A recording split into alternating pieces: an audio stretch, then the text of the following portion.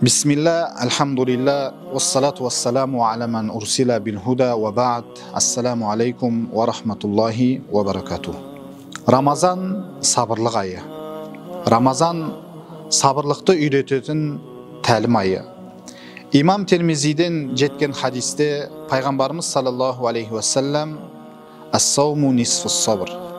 Ораза ол сабырлықтың жартысы дейді. Ғалымдарымыз сабырлық үш түрлі болады дейді. Біріншісі құлшылықта сабырлық қылу. Екіншісі күнә істерде сабырлық қылу болса, үшіншісі Алла тағаланың пенденің тағдырына жазғанына сабырлық етуі. Ораза ұстаған пенде осы үш сабырлыққа да қол жеткізеді. Себебі Рамазан айының осы парыз оразасын ұстау арқылы пенде құлшылықта сабыр етеді. Және де Рамазан айында Алла тағаланың тыйған тыйымдарынан тыйылуы арқылы пенде күнә істерде сабыр етеді. Және бұл оразаның өзінің қиындығы, өзінің машақаты бар. Осыған пенде сабыр ету арқылы тағдырына жазғанына сабыр етеді.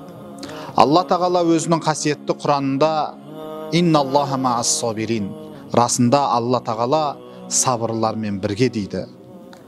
Мінекей кімде-кім Рамазан айында таң сәріден кеш батқанға дейінгі ұстаған оразасында сабырлық қылатын болса, иншалла Алла тағала сол пендесімен бірге болады.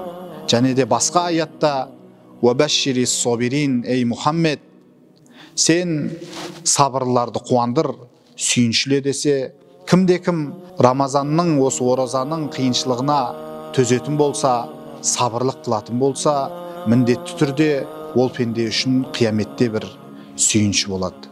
Мінекей Рамазан сол себепті сабырлық айы деп есептеледі. Ассаламу алейкум ва рахматуллахи ва баракату.